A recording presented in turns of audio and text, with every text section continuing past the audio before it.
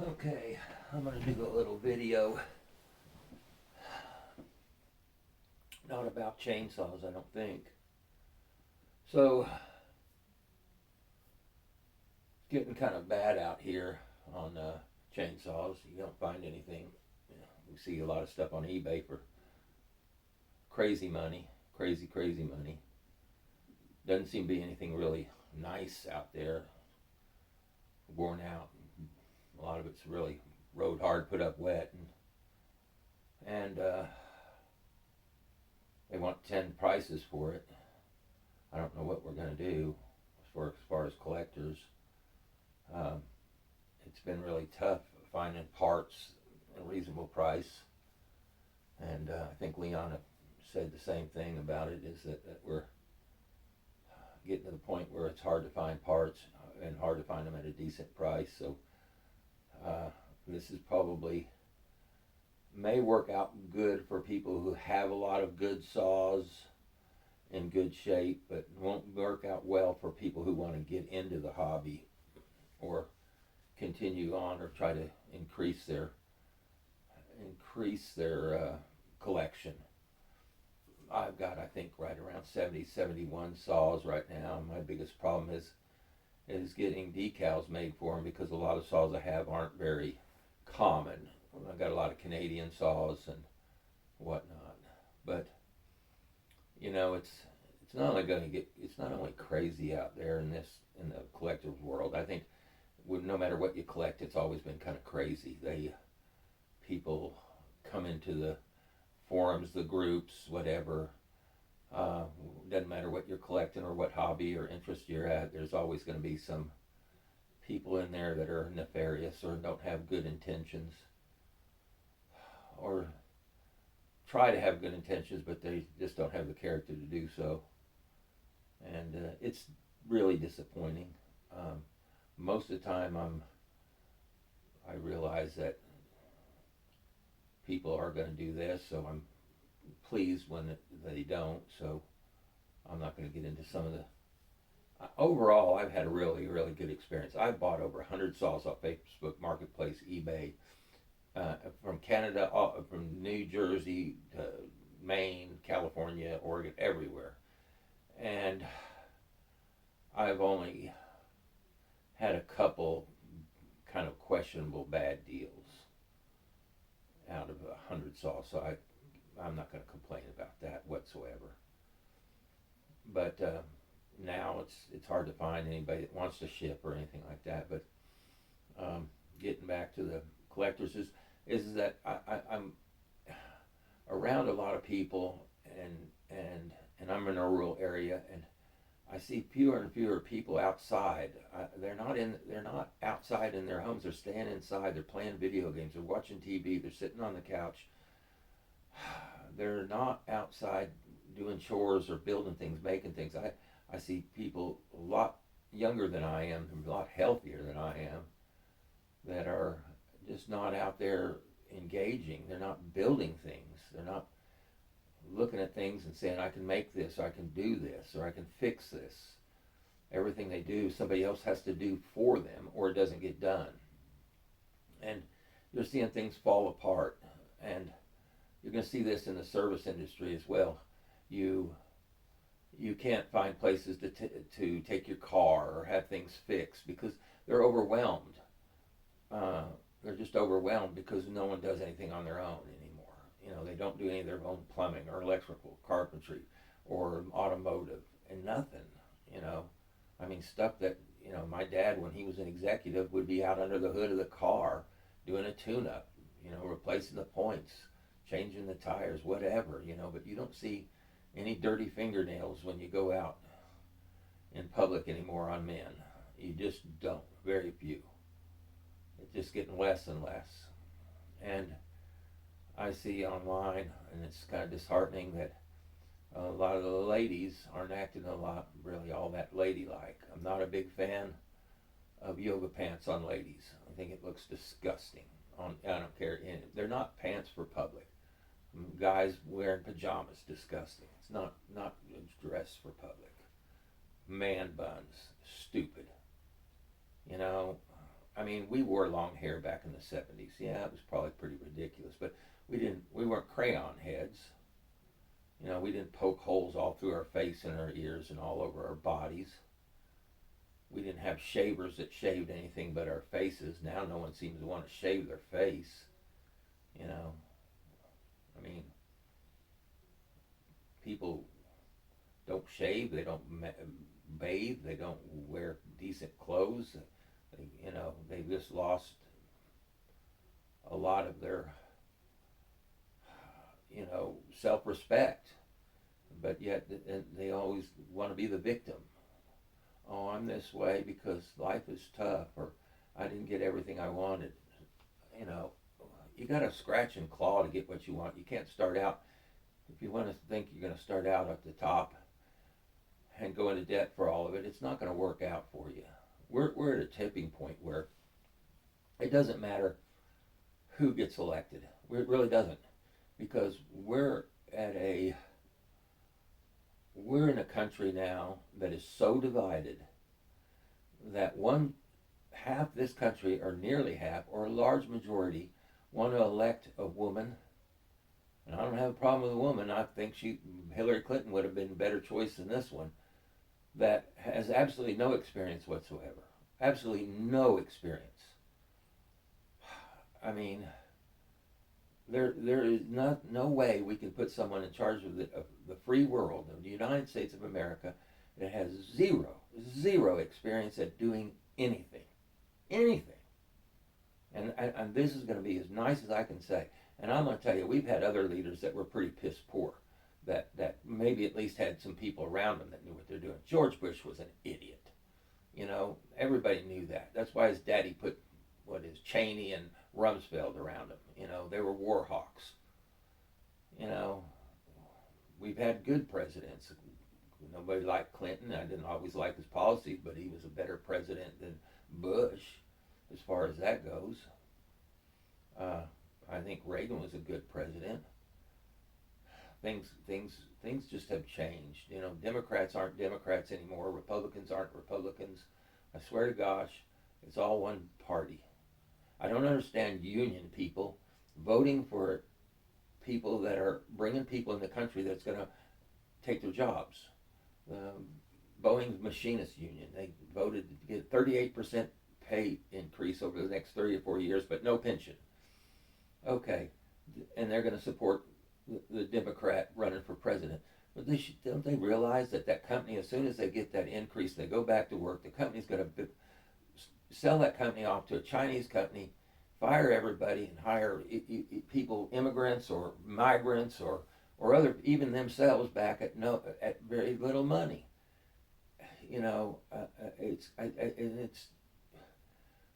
Look, the policies of the Democrats have failed for 50 years or more, and they refuse to say that their policies failed. Now, given that, the policies of many of the Republicans have failed as well. But what they're doing is they're playing the long game. We're just watching the Democrats fail, and when we get a chance to do anything, we're not going to do anything either. So they haven't really, taken the ball and ran with it either. So when we get a person like Trump, who's not a politician, who doesn't have to be bought off, everybody's against him. The media, he's dangerous because he's going to expose our system, our corrupt one-party system. We don't have good leadership, and it's just not the U.S. It's this way across the world and other countries. Our politicians don't have any common sense.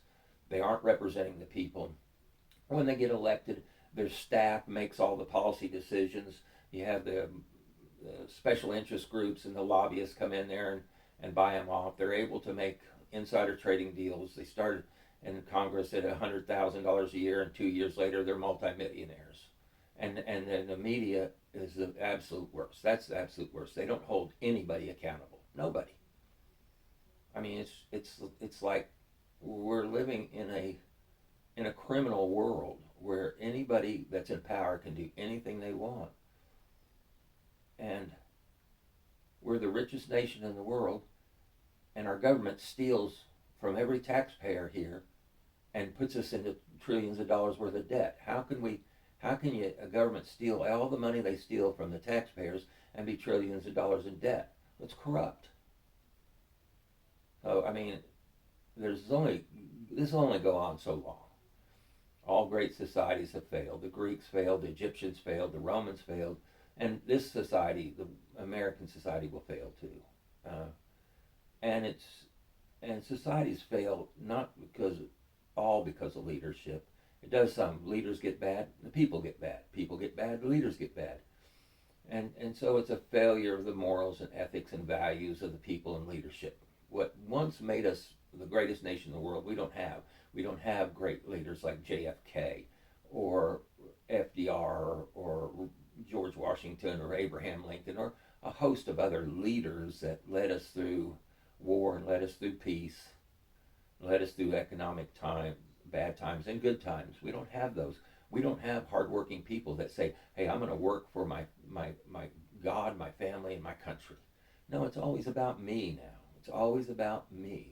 I want to go on social media. I want you to see how much I do for everybody, and you got to get so many likes.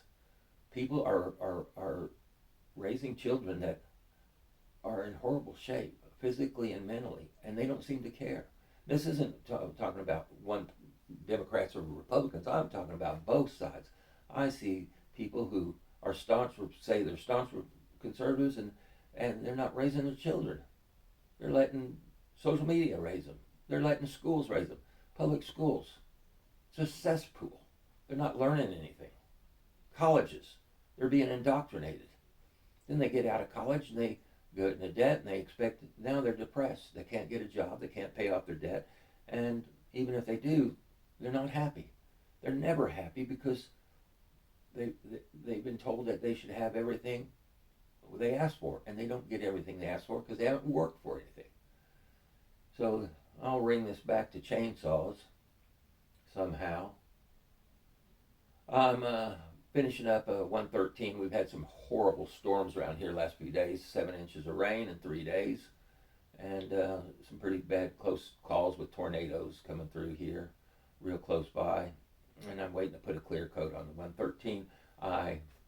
After that, it's going to be the assembly work, and that's going to be tedious because I've got new paint, new clear coat, and the decals are on their way, and I've got to put all the little pieces back together, but it's going to be a fine saw, the XL113, you know. And you know, I set this on my bench, and I do work other places. I work on cabinets and carpentry and paint, whatever. And I come home and I do this too. I'm not trying to toot my own horn, but you know, it's not. TV is a man's worst enemy, or one of the worst enemies. But anyway, the XL13 is going to be a nice little saw on my YouTube channel. That's what everybody voted for me to restore. I have another two other saws that were in the queue, a VI 955 and a VI 123. But I'm thinking that I might do the XL 904 just because how rare it is. I got a complete NOS ignition system when I took the XL 904 apart. Like the XL 104s I had, the ignition system was butchered and points ignition was put in there. And it was bad.